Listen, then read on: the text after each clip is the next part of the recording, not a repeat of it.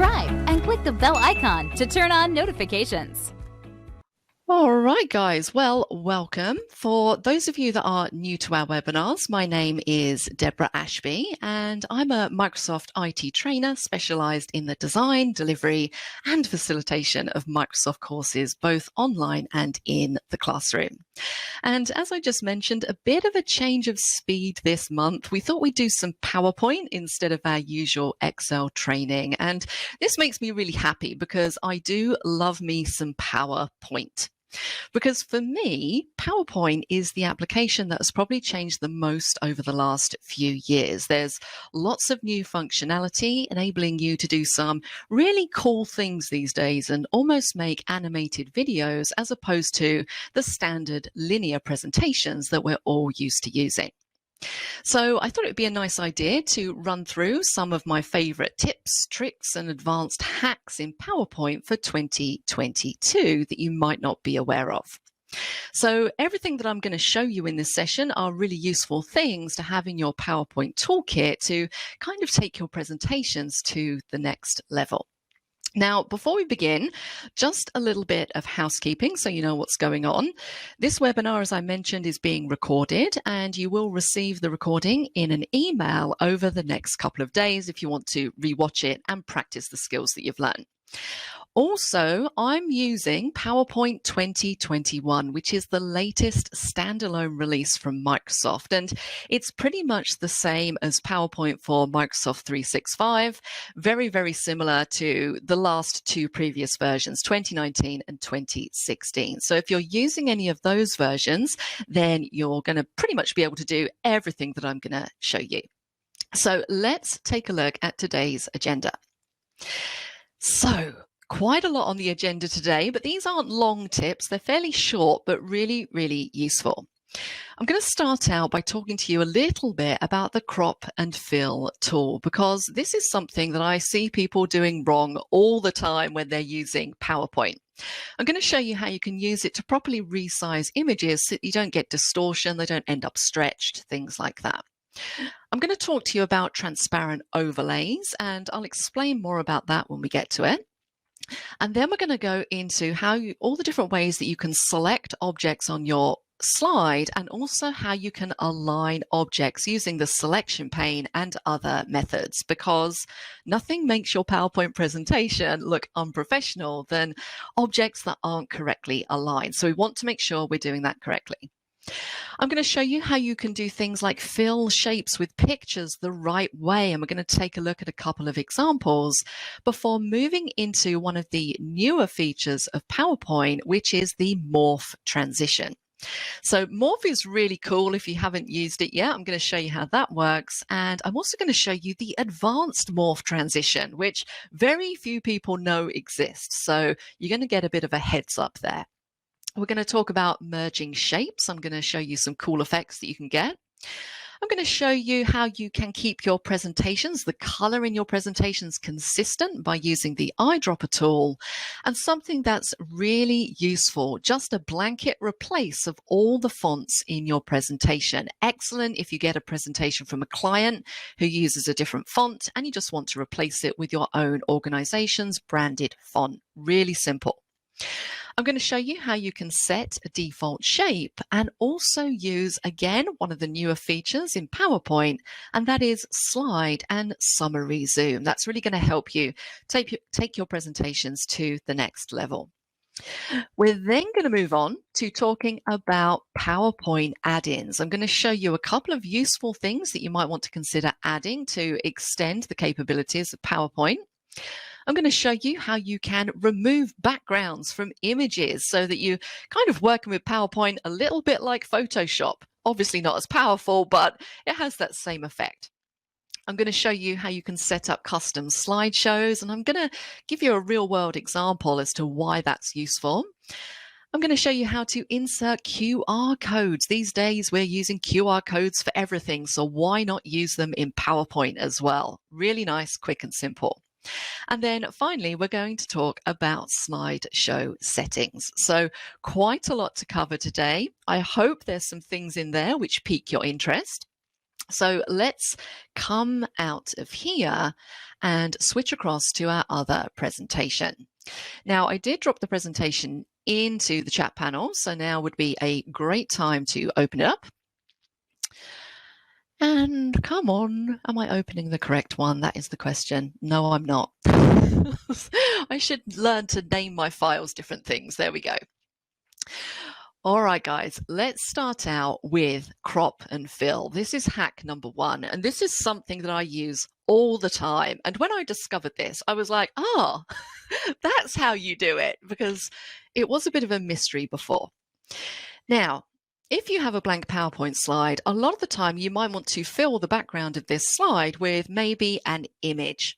And throughout this session, I'm also going to show you where I go for free resources. So for things like images, icons, videos, things like that. Now, the best place to go to if you want some high quality images to use in your presentation is a website called pexels.com. So let's quickly bring it up. I'll just very quickly show you what this looks like, because again, this is one of those sites that I come to all the time. So I'm going to show you the links at the end. I've included a slide with all of these links if you want to go back and look at those links and set these up in your browser. But Pexels is a website. You can use any of the photos or any of the videos on this site for free in any of your presentations. And that is for professional and personal use. So it's a really straightforward website. All you need to do is type in what you're looking for. If I'm looking for a landscape image, it brings them up, and they're really, really stunning images. And it's really nice that you can use these for free. So if I want to download an image, I can click on the image and I have free download in the top right-hand corner. That's going to download to your downloads folder on your PC, and then you're free to use that in PowerPoint or wherever else you need to use it. Now, I've already downloaded this image to a folder, and we're going to use this on our first slide. So let's minimize this down and go back to PowerPoint. Let's jump up to Insert. I'm going to insert this, and I basically want it to be the background of my slide. Now, take a look what happens when I insert this image. I'm going to insert it from this device. It's this one just here. Let's click on Insert. Now, you'll notice that this a lot of the time when you insert an image, it has this gap down the side. So we have this white space running down either side of this image. And what I see people doing all the time when they're working in PowerPoint is they'll go, okay, and they'll use the resize handles to drag the image out like that so that it fills the entire background. Now, for this particular image, it's not too bad. We could probably get away with it. But for a lot of images, when you do that, they become stretched, distorted, and they look really unprofessional. So let me show you how to do this the correct way, because this is a bit of a revelation if you've never used it before. Now, I'm going to Control Z a couple of times just to take it back to how it was. What you want to be doing to perfectly resize this is going up to your Picture Format tab, and then in the size group, click the lower half of the crop button and select Fill. Now, as soon as you do that, notice that you get these black handles around the outside of the image. So all you need to do is drag these handles out to fill that white space. So I'm going to drag them out like that. If you have maybe something like a company footer running across the bottom and you don't want this image to overlap it, you could also drag it up so that you can still see your company footer. Now, I don't have one, so let's just drag it back down again. Once you've kind of scoped out the size, all you need to do then is go back to that crop button and choose Fill again. And what it does is it basically zooms into the image so it doesn't distort it. You can then make finer adjustments by moving it up and down and getting it in the exact correct position, and then just click the top half of that crop button and you have a perfectly cropped image that isn't stretched or distorted. So that is one of my biggest tips. As I said, I use this all the time to make sure that my images look professional. So that is hack number 1, that crop and fill button. And this is going to come up again a bit later on when we take a look at how we fill shapes with images as well. Now we have this background The problem that you sometimes have when you're using an image as a background is that if you want to put text over the top of this, so let's imagine that this is maybe an intro slide, the title slide. If I want to put text over the top of this, because this background image is quite contrasty, and what I mean by that is there are parts of it that are white and there are parts of it that are darker, a lot of the time, if you choose black font, it might blend into the background too much. If I choose white font, it might also blend into the background too much. You don't want that background image to really overtake the text on the slide. Now, there are a couple of ways that you can get around this. Now, you could select the image, go up to picture format, and maybe use this transparency option just here to take the transparency of the image down. And that's perfectly legitimate. If that works for you, that's absolutely fine. This isn't the method that I like to use for a couple of different reasons. Now, the first reason would be I have absolutely no control over the color of this transparency. It's always going to be that kind of white haze over the top. If I want to control the color, I prefer to use a different method. The other reason I don't like doing this is because I'm kind of stuck to the transparencies that I can see just here. I want to be able to granularly modify that transparency myself. So the way that I prefer to do this is by using what I like to call a transparent overlay. And I have no idea if that is a technical term in PowerPoint. It's just what I call it. And what I mean by that is simply inserting a shape over the top. So we're going to go up to Insert. We're going to go to Shapes, and I'm going to grab the Rectangle tool. And we're just going to drag a big old rectangle over that image in the background. Now, if we go up to Shape Format, I want to make sure that I don't have an outline around the outside.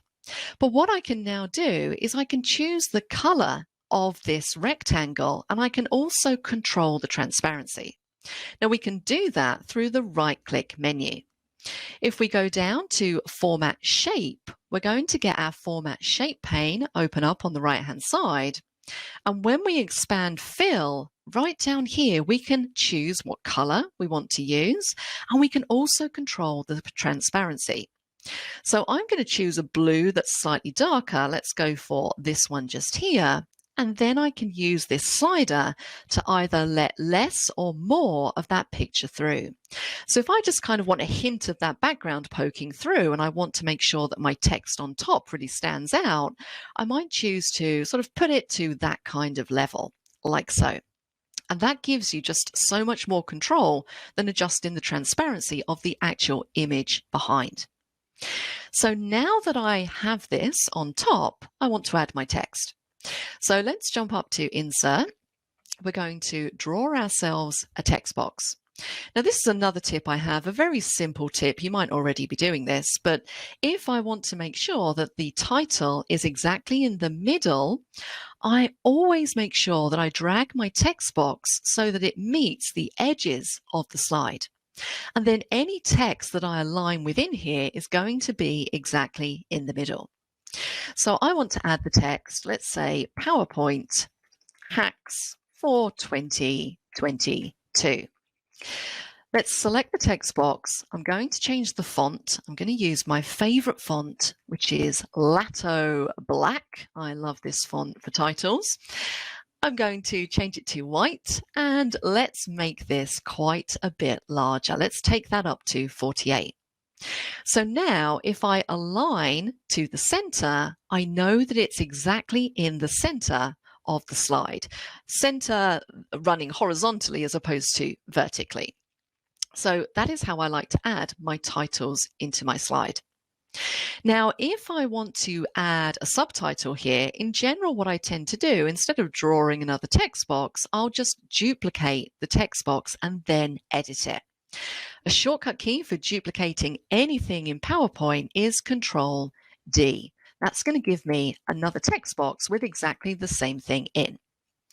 Now, if I want to line this up again, this text box, if I want to line it up with the edges of the slide, I can make granular changes by using my arrow keys. So I can just nudge it across until I get it exactly perfect.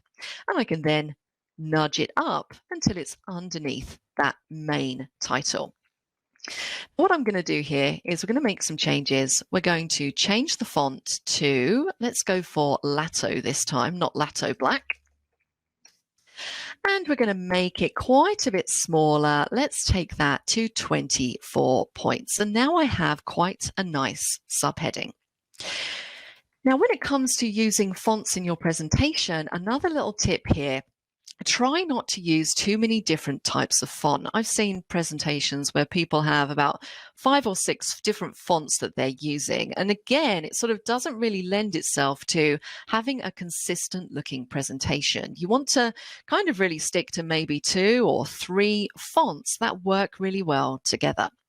So in general, when I'm using fonts in PowerPoint, I tend to stick to fonts that are of the same family. For example, on this title slide, my main title is using Lato Black, whereas my subtitle is just using Lato. So it's the same family, but a slightly different font. And this brings me on to the subject of another one of my favorite websites, another free resource. And that is a website which will allow you to take a look at different font combinations that work really well together. So let's go back and quickly take a look at it. I have this set up as a link, I think. Yes, it's this one here. It's called Font Joy. As I said, there is a slide at the end of this presentation which has all of the URLs if you want to set these up as shortcut links. And what this does is it will show you pairings of font that work really well together. If you want to move on to the next one, you can just click Generate and it will show you a couple more pairings. And you can see the font names at the side here. So these are the different pairings for titles, subtitles, and then body text. And you can carry on just clicking Generate to take a look at different font pairings. So if you're ever stuck to know sort of what fonts go together, that is a great website to have in your arsenal. So that is hack number 2, transparent overlays, I should say. Let's move on to hack number 3, and this is selection and alignment when you're working in PowerPoint. Now, this is some basic stuff, but you would be surprised how many people don't do this correctly. And when you have things that aren't aligned correctly in a PowerPoint presentation, it really makes your presentation look unprofessional, even if things are just very slightly off. So we want to make sure that we have all of the tools that we need for aligning and selecting things in our presentation.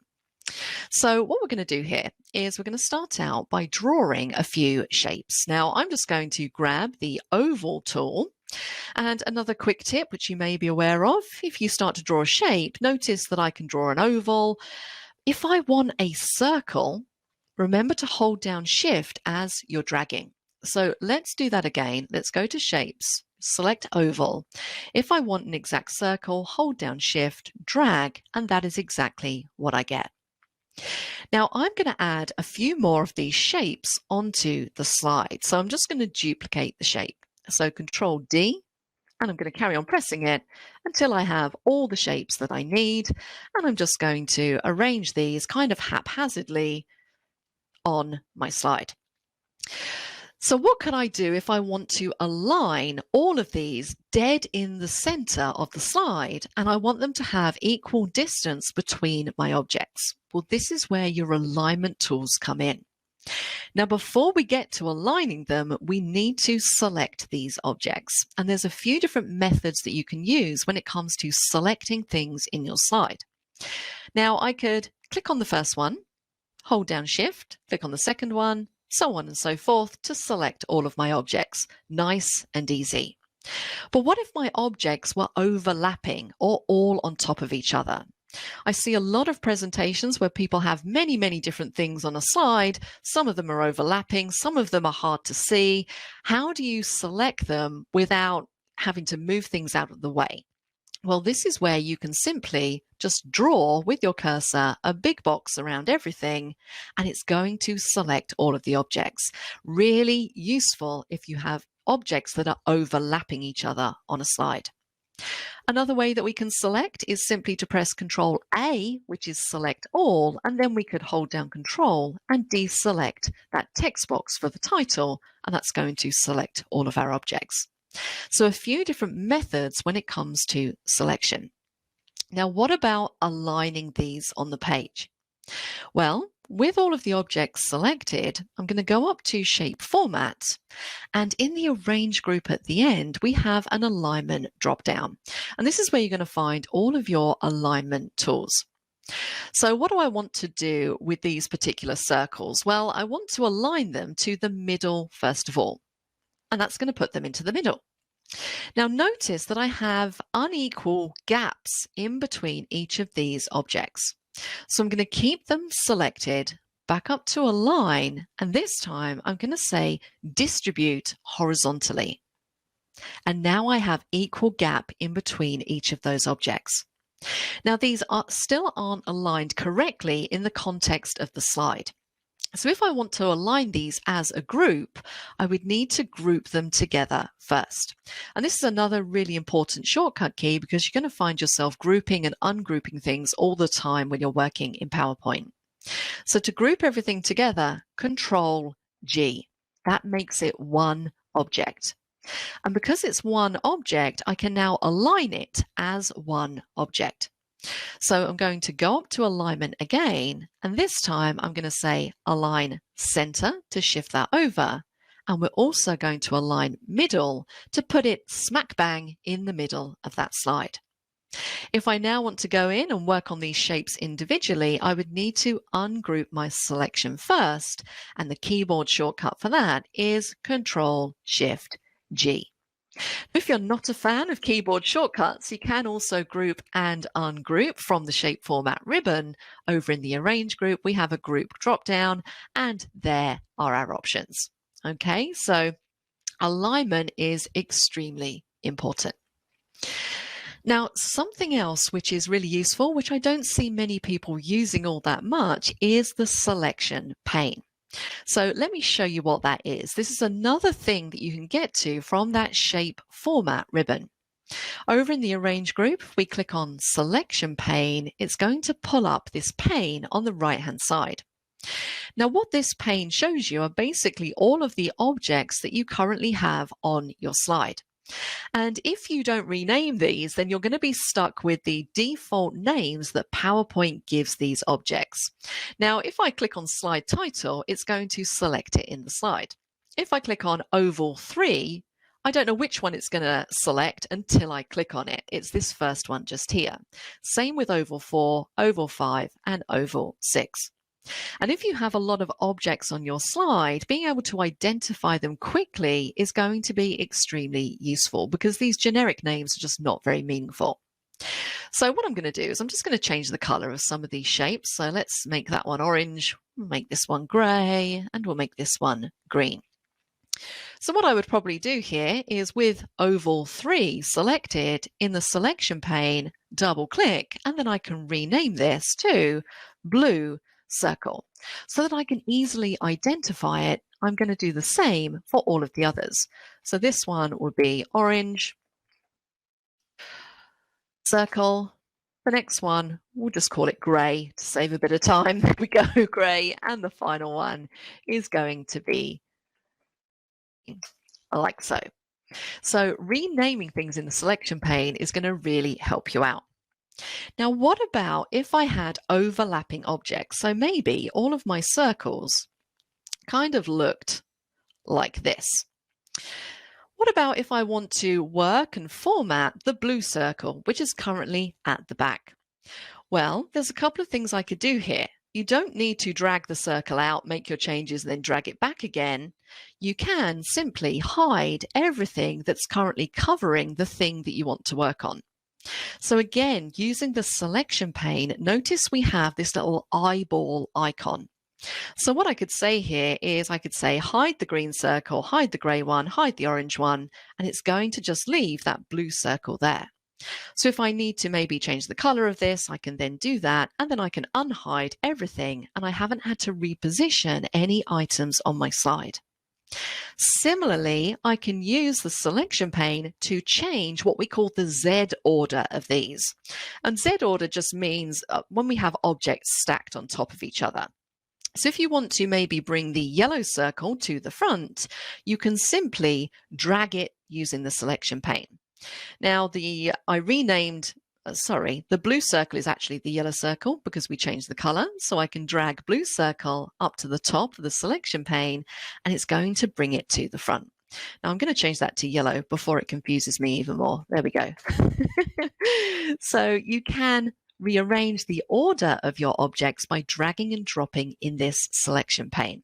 So a super useful tip there. So let's move on. And we're going to go back to talking about crop and fill again. I said it was going to come up again, and here it is. Now, I'm going to show you this again because this is one of those things that I find so useful. Now, currently, I have a little slide here. I've just named it Meet the Team, and this might be something that you see in like corporate presentations. You know, if you're giving a presentation, you might want to introduce people to the people that work on your team. So I have 3 circles here. I've just drawn them using the shape tool, the circle tool. And I've filled the first one with a picture of Julie Dwyer. Now, this has been filled perfectly. It doesn't look distorted, and it's only taken me a few clicks. And again, I use crop and fill to do this. And I've seen people try and fill shapes in all kinds of weird and wonderful ways over the years. So let's look at how we do it properly. So I want to fill this circle with a picture of Marco. So I'm going to right-click and go into Format, Shape. We're going to make sure that we're in the fill section over here, and we want to fill with a picture or texture fill. Now, it will basically automatically fill your circle with the last picture that you used, which for me was that background. So I'm going to change my picture source. We're going to insert a picture. I have one saved off to a file, and there is Marco. So let's insert. Now take a look at how it inserts him. It's kind of cut off his head. It's a little bit distorted. We need to use crop and fill to help us sort this out. Also, what I want to do is I want to remove the outline. Can you see we have a very slight outline on this circle? So let's do that first. Up to Shape Format, Shape Outline, No Outline. Now we need to resize Marco so that he fits in this circle. So with him selected, let's jump up to Picture Format. We're going to go into Crop and we're going to choose Fill. And now I can drag him, make adjustments. If I need to make him larger, I can use the resize handles just so he looks exactly perfect in this circle.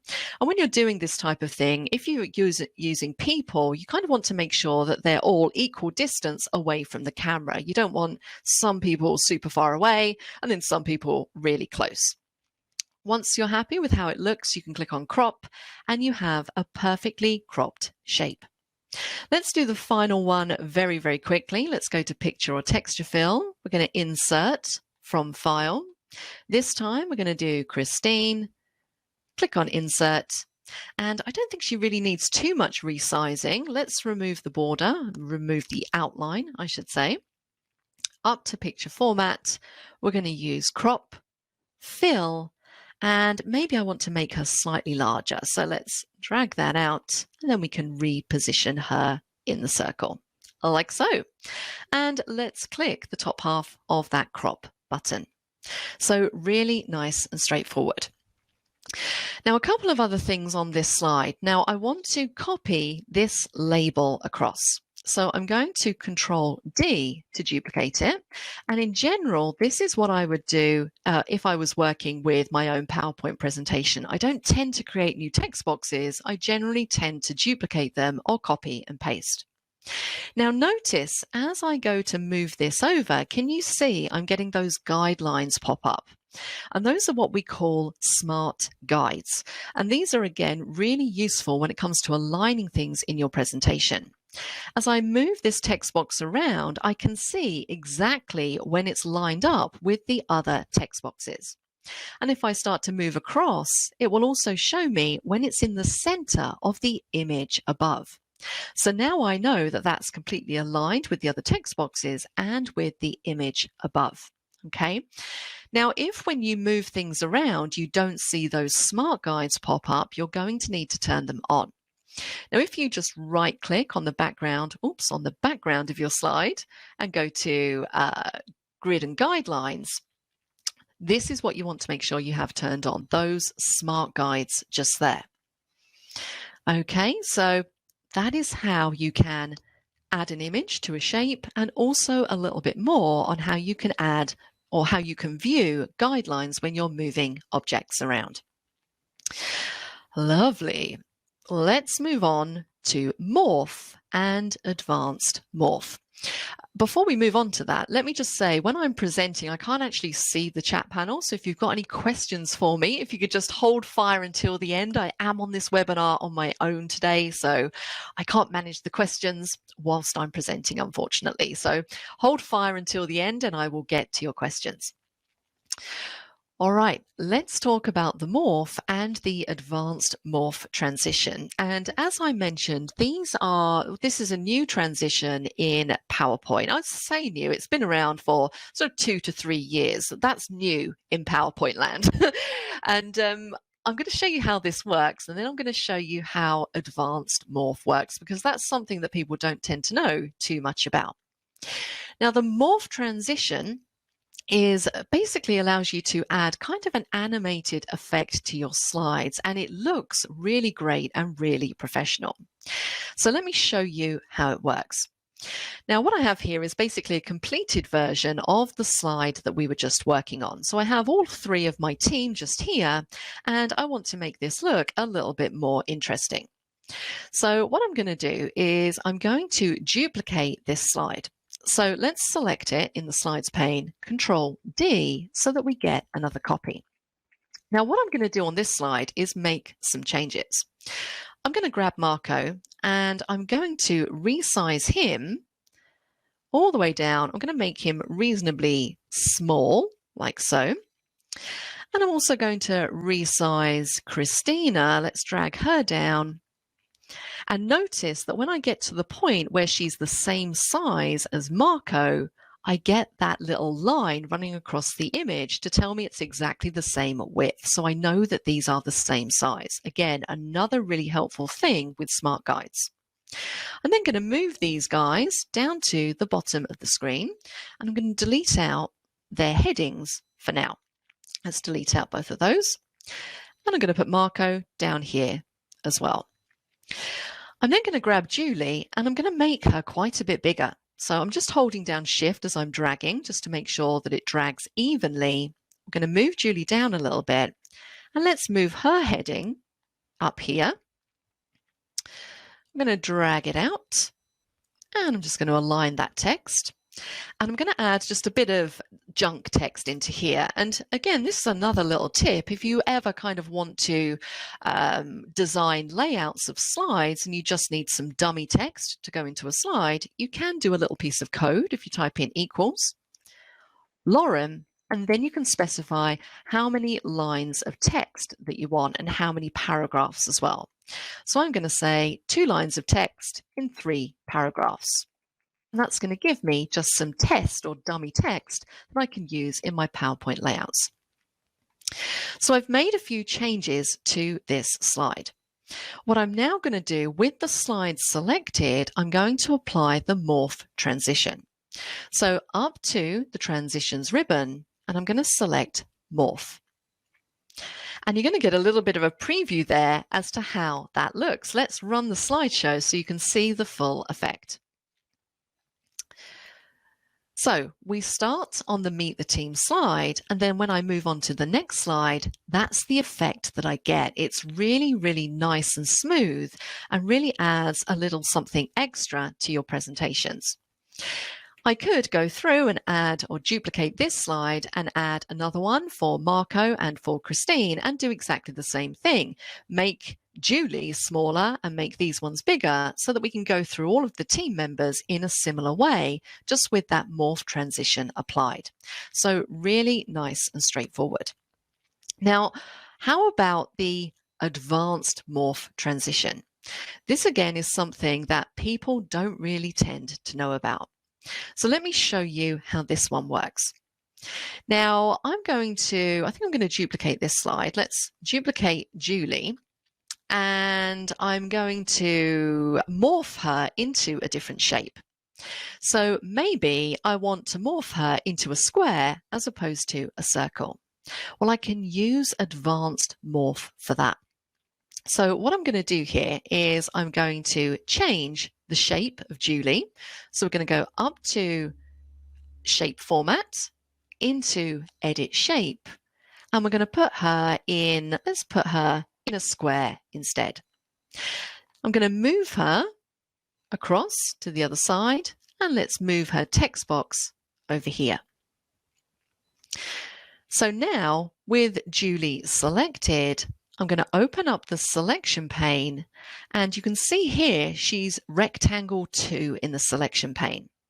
Now what you need to do in order to invoke advanced morph is make sure that you link the two pictures of Julie, so the one in the previous slide and the one in this slide, using a double exclamation point.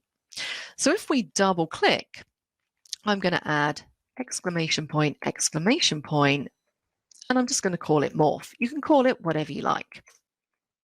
I'm going to go to the previous slide. I'm going to select Julie. And in the selection pane, I'm going to link these two images together by calling them the same thing. And the important thing here is that you have those two exclamation points. So now make sure that we have our morph transition applied, which we do. If we run this, so let's run the slideshow, when we move on, you can see you get that effect where she's kind of morphing into a completely different shape. So there are all different ways that you can use that advanced morph to add a little bit of interest and really nice, smooth, professional looking transitions into your PowerPoint presentations.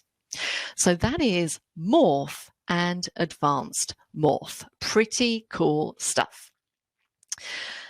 Let's move on to our next hack, and this is actually hack number 10 that I've got in my list. We've got quite a few hacks in here today. I'm going to talk about merging shapes. And again, this is something which you might not be as familiar with. Now, merging shapes in its most basic form is exactly as you would expect it to be. What we can do is we can insert a couple of shapes. So I'm just going to grab a rectangle and let's insert another shape. Let's go for, what should we do here? Let's go for an arrow. And maybe I want to draw this arrow over the top of this shape. And just to make this really obvious, I'm going to change the color of this arrow. Now, what we can do with merge shapes is pretty much what it says on the tin. I can select both of the shapes in here, and then on my shape format ribbon, I have a merge shapes option. So if I choose union, I can basically merge these two shapes together and make them one shape. So if you want to create your own shapes, you can do that using merge shapes and union. And if I select union, it becomes one brand new shape that I can use in my presentation. Now I'm going to undo that and take it back because we have other options in here. We can combine, we can fragment, which basically will split it up into lots of different shapes, like so. So some really cool things that you can do with merge shapes. Now, I'm going to come all the way back out because I want to show you something really cool. This is a really nice effect using merge shapes. Now, the first thing I'm going to do here is we're going to insert text box, and I'm just going to add the word welcome. And you can use any text that you like. That's absolutely fine. I'm going to change the font that I'm using. Let's change this to something that's quite bold. I think I'm going to go for this one just here, Berlin Sans FB Demi. And I'm going to make this text really big. Let's go for 96. I might even make that a bit bigger. Let's go for 120, like so. I'm just going to put that up there for the time being. Now what I'm going to do is I'm going to add a shape and I'm going to fill it with an image. So again, we're going to be using crop and fill. So let's go to insert. Let's insert a rectangle. And I want to make sure this rectangle is going to be big enough to cover the text. So I'm going to make it that big. Let's fill it with an image. Now, I'm just going to use the image that we've been using throughout this presentation, the one of, I believe it to be Iceland, but I might be wrong. Format shape. I'm going to select fill with a picture. We don't want Christine. We want to insert another picture from file. I'm going to use this one. Now again, we want to do crop and fill so that this isn't distorted. As I said, you'll find yourself using this little tip all the time. So let's go up to picture format. We're going to fill the shape. I can adjust it, so let's move it up a little bit and click on crop. So now that I have my perfectly cropped picture, I'm going to place the picture over the top of the text, and then I'm going to send the picture to the back. So on the picture format tab, we want to send to back. I'm going to select both the picture and the text, and then we're going to use our merge shapes, but this time we're going to say intersect, and take a look at what you get. You get text that's filled with an image. I think that looks really, really cool. So let's make it a bit bigger so we can take in the full beauty of that image filled text. Notice we have an outline around the outside. If you don't like that, it's just a case of removing the shape outline like so. I'm going to keep the shape outline. I quite like that. And of course, then you could really kind of pimp this out. You could go to shape effects, maybe add something like a shadow, or you could go a stage further and add a really nice reflection effect. That would look really nice on some kind of title slide. So with all of these things here, you're getting to see a few more tools that you might not have used in PowerPoint before, and hopefully you can sort of see the benefit and how you might incorporate some of these techniques into your own presentations. So I really like that. I think it's a really nice, cool looking effect. All right, let's move on to the eyedropper tool. Now, again, this is something that I tend to forget that the eyedropper tool exists in PowerPoint, and I always tend to think that everybody knows that it exists and is using it all the time. And what I find is that it's less well known than what I actually think it is. And the eyedropper tool is probably the single best thing in PowerPoint that you can use to make your presentations look consistent. And when I say look consistent, I mean consistent in the color palette that you're using. A thing that you really need to consider when you're putting together presentations are not only the fonts that you're using, that they all work well together and don't look messy, but also the color palette that you're using. It might be that you use a template from your organization and you're limited to branded colors, or it might be that you just have your own palette of colors that you like to use and you want to make sure that every slide that you create is kind of within that color palette. And the eyedropper tool can really help you with that. Now, I'm just going to delete out this title because it's going to get in the way. Now, let's just use our good old image of Iceland again. I'm going to use that image and I'm going to fill half of this slide with that image. Now again, if you want to do a layout where you have half of the slide as an image and then maybe some text, that's really nice if you have like section dividers in your presentation. What you can do to help you with that is right click on the slide and you could add vertical or horizontal guidelines. So I'm going to add a vertical one, which gives me a line exactly halfway down the page. So now if I want to resize an image, I know exactly what the halfway point is. So let's insert our image again.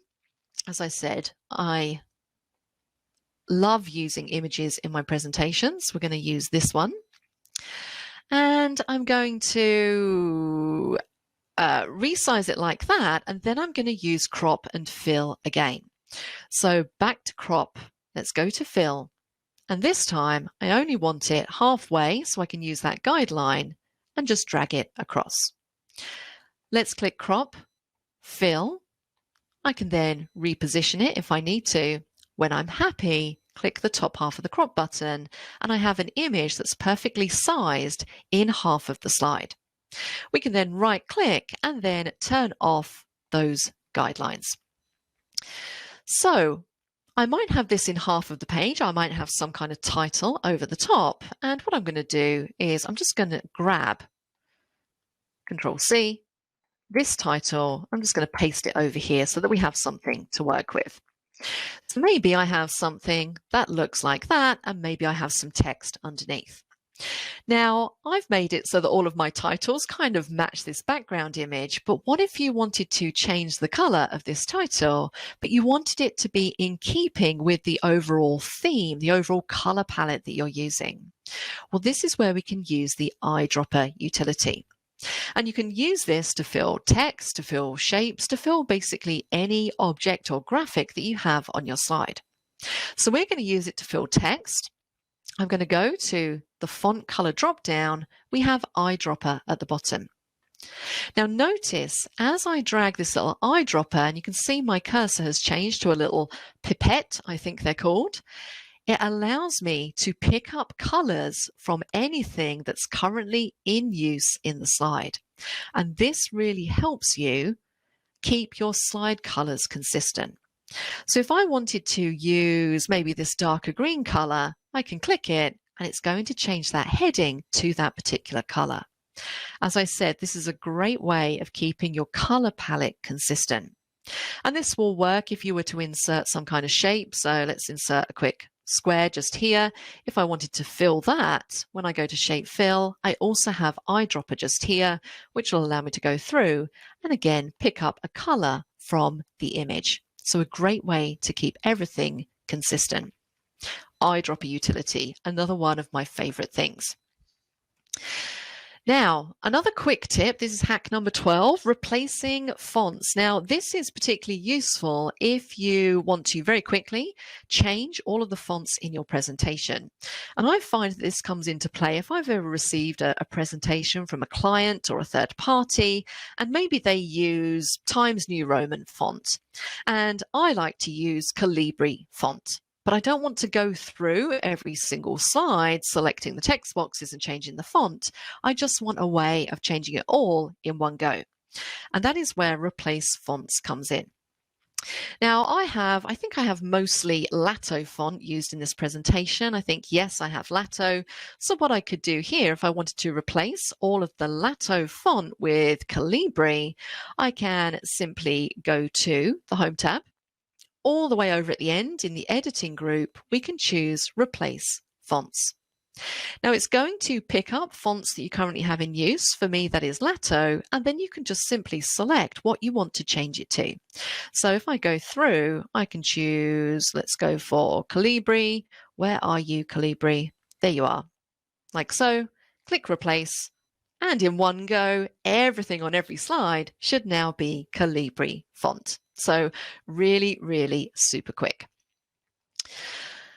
Next tip, hack number 13. This is setting a default shape.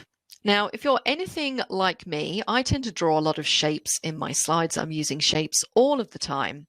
And what you'll notice is that when you go to insert and you select a shape to draw, it's always going to be, well, for me at least, this blue color.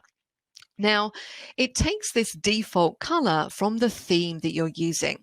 Excuse me. From the theme that you're using in PowerPoint. So I'm using just the standard Office theme, and in general, if you use that theme, your default shape is this blue fill. Now, a lot of the time, I find myself inserting a shape and then going through and changing the shape fill, changing the shape outline to match the style that I like to use. Now, you don't have to do that. You can actually set your own style as the default shape. So whenever you draw a shape, it's going to be in your default style. So all you need to do is create a shape and just change it to how you want it to look. So maybe I want this to be, let's go for, I don't know, an orange color. Maybe I want to change the outline weight. Let's pump that up to really thick. That looks kind of ugly, but hopefully you get the idea. Let's change the outline color to, let's go for this dark orange. Maybe that is how I want all of my shapes to look when I add them to my presentation. So what I can do is simply right click and go to Set as Default. shape, like so. So now every time I draw a shape, it's going to be in that default style. Okay.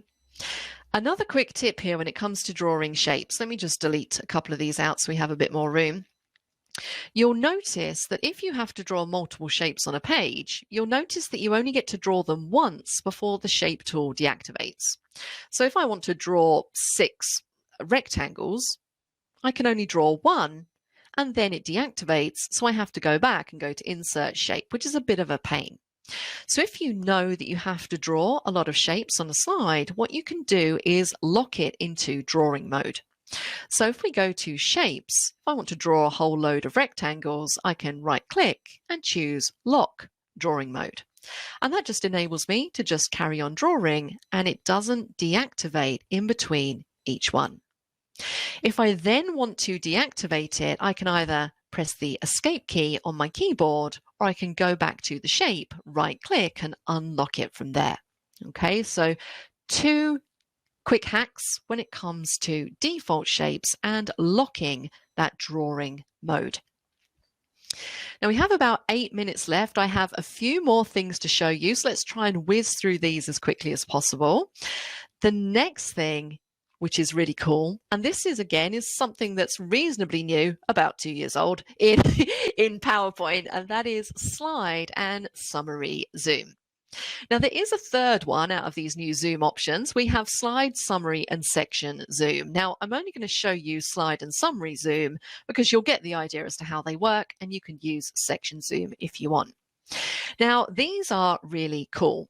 What they allow you to do is basically, if we start with slide zoom, we can add slides to one slide and then zoom into those slides. Now, that might not make much sense, so let's take a look at it in action. Now, on this page, we're going to go to Insert. In the links group in the middle, we have this zoom button, and you'll see we have summary, section, and slide zoom. So let's choose slide zoom. And it's basically going to open up a window that contains all of the slides that you have in your presentation. And you can go through and select ones that you want your users or whoever is viewing this presentation to be able to jump to quickly. So maybe I want them to be able to jump to slide 1, slide 3, slide 4, and slide 8, for example. Let's insert. It's now going to show me those slides in miniature. And I can position these wherever I want to on my page. So I'm just going to put these, and you can take your time lining these up. Let's just put these here and here, like so. Now, some of these kind of blend into the background a little bit here, so we probably will want to add a border. So let's select all of them. Notice we have a zoom ribbon. So we can go to zoom border and we can add, let's add a nice dark blue border, just so they stand out a bit from the background of the slide. Now what happens with these is when you run the slideshow, they're going to get a page like this, and these become links that they can click on to jump directly to that particular slide. And it has this really nice zoom in effect. If I click again, it's going to move on to the next slide and the next slide, so on and so forth, and you're going through your presentation. Now, the way that I kind of see these are kind of like a choose your own story way. If anybody used to have those choose your own storybooks when you were younger, you can kind of guide users down a path through your presentation. So this is really taking a step away from a very linear way of moving through a PowerPoint deck. You can zoom in, you can zoom out, you can do all kinds of things. Now, notice with this, when you zoom into a slide, when you move on to the next slide, it's just going to carry on from that point through your presentation. What you might want is that once they've read that slide, it zooms them back out to this slide zoom page. Now, to do that, if you click on the slide, go up to the Zoom tab, you want to make sure you have Return to Zoom in this first group selected. And you need to apply that to all of the slides. You can't do them in one go, so you have to go through and do them like that. So now that means when you play the presentation, they click on a slide, they read the information. When they click again, it zooms them back out to that main page, and they can then choose which route they want to take through the presentation. So that is slide zoom. Now, summary zoom works in a very similar way, but in general, you would see this at the start of a presentation. It kind of is a bit like a table of contents almost for your presentation, but very similar to slide zoom. So let's quickly take a look at it. Insert, zoom, summary zoom, same kind of deal. I've already got some slides selected here. Let's just click insert. I could have all the different sections or areas, parts of my presentation on here. I can add a title, choose your interest, something like that. I can't type tonight, it seems. There we go. And then we could set these to zoom back out, all of that kind of stuff. And when we run the slideshow, it means they can basically choose their route through the presentation, and they can zoom in and zoom back out again. If we were to select something like Meet the Team, when we click, it's going to zoom back out again.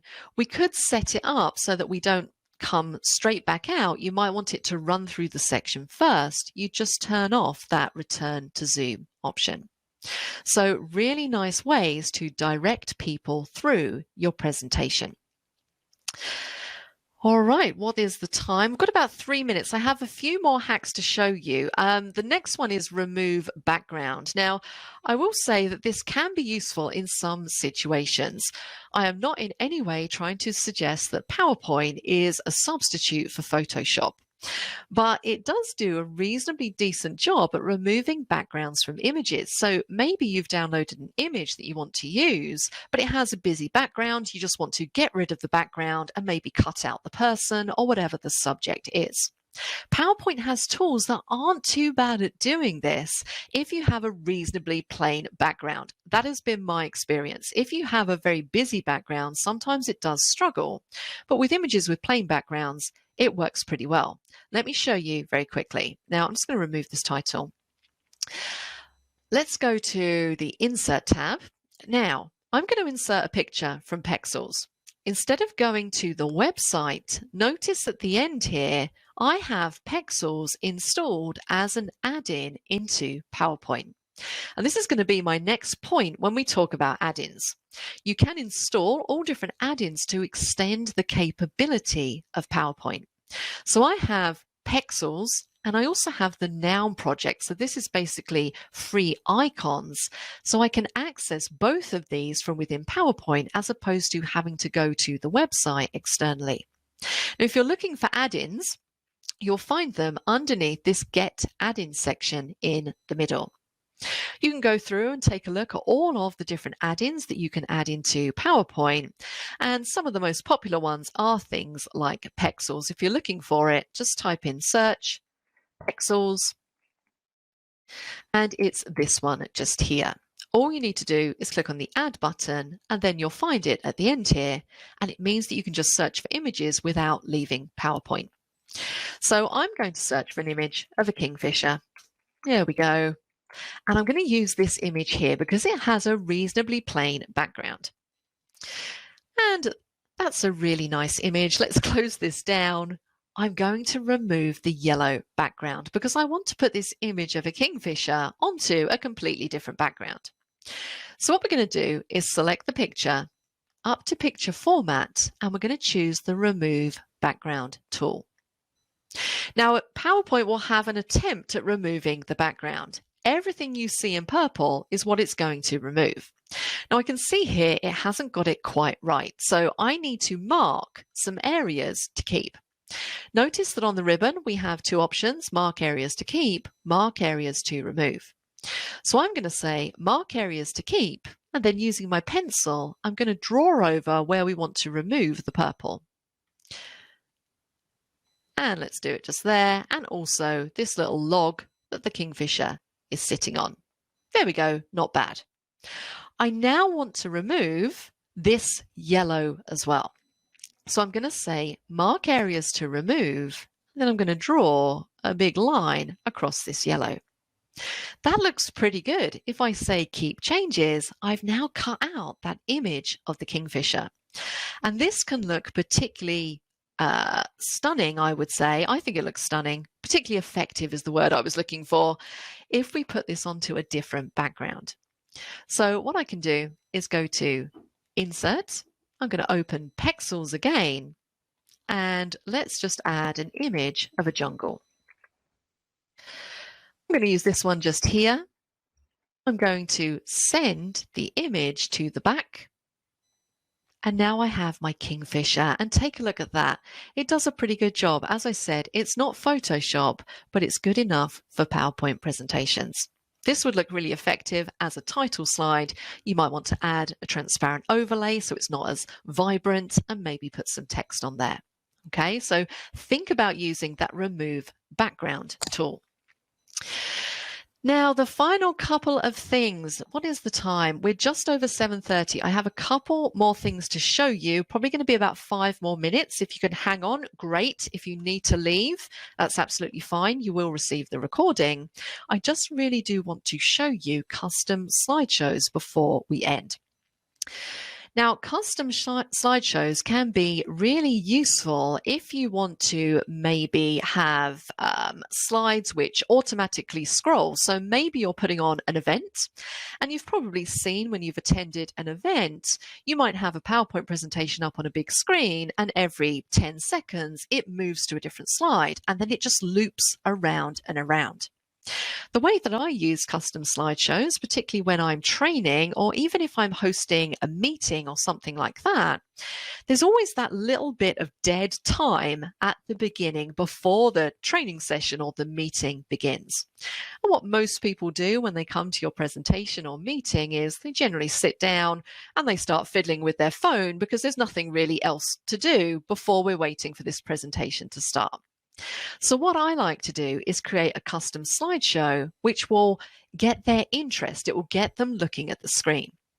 And what I like to do is basically have scrolling different slides with different pieces of information on them. So it might be that I have my contact details on one slide. Maybe I have a slide which says, did you know that you can do this, this, or this? Maybe I have a slide that has some kind of inspirational quote, or maybe I'm playing a video. Or maybe there's some things that I want them to consider or think about before the meeting or before the training. It gives them something to look at so they're not just sitting there playing on their phone whilst we're waiting for everybody to arrive. So in general, I'll set up a few slides like this, and then I'll set them up as a custom slideshow and have them rotating before the meeting begins. So I'm going to use these 3 slides. Let's select all of them. And because I want these to be first, I'm going to drag them to the top of the presentation. Let's just put them up here. Now, what you want to do is if you want these to automatically scroll round, so maybe I want them to change every 5 seconds, you need to add timings into your slides. So if we go to the slideshow ribbon, we're going to check or click on rehearse timings. Notice in the top corner, we now have a recorder going. So when it gets to 5 seconds, I'm going to move on to the next slide. It's basically recording what I'm doing. 5 seconds again, let's move on to the next one. This is the last slide, so at 5 seconds, I'm going to press Escape to stop rehearsing those timings. I'm going to say, yes, I want to keep the slide timings, and now I can set up a custom slideshow using just these slides. So let's go up to Custom Slideshow, Custom Shows, New. I'm going to call it Deb Intro, and I can choose which slides I want to use scrolling in my intro. So it's slides 1, 2, and 3. And click on OK. The final thing I need to do is go to Set Up Slideshow. And what I want to say is I want these slides to loop continuously until escape, and I want to use my custom show. If you have more than one setup, make sure you select the correct one from the drop down, and you want to make sure that you're using your timings. Click on OK. So now I normally then just start the slideshow, and without me clicking every 5 seconds, this should move on to the next slide like it does. And this is just going to loop around until I choose to escape. So it's a really nice thing to have in the background. Also good for events and things like that. Now, one thing you need to remember with this is that if you then want to go into your actual presentation, when you click Run Slideshow, it's just going to go back to your custom slideshow. So you need to remember to go back to Set Up Slideshow and change it back to Show All Slides and not just your custom slideshow. Otherwise, you're going to be stuck in an endless loop of your custom show. All right. Okay. The final thing, I think we're going to end it there. There was a couple of small things I wanted to show you, but I don't want to keep you too much longer. The last thing I wanted to show you was really just this resource list. I'm going to keep this in the presentation so that you can refer to these. These are websites that I go to, really useful free resources. You don't have to pay for any of these. So if you're looking for somewhere with high quality images, you've got a few websites there. Icons, you've got some just there. The Noun Project, I will say a lot of the icons on the Noun Project are free. To have access to the full library, it is subscription. So I think it's $40 a year. If you use a lot of icons, it's worth the investment because they have hundreds of thousands of icons on there. And then also I've just got some font sites listed out there if you like different fonts. And also that Font Joy website that we went to earlier, which will help you decide which fonts work well together in a presentation. If you're not a subscriber, click down below to subscribe so you get notified about similar videos we upload. To see the full course that this video came from, click over there. And click over there to see more videos from Simon Sez IT.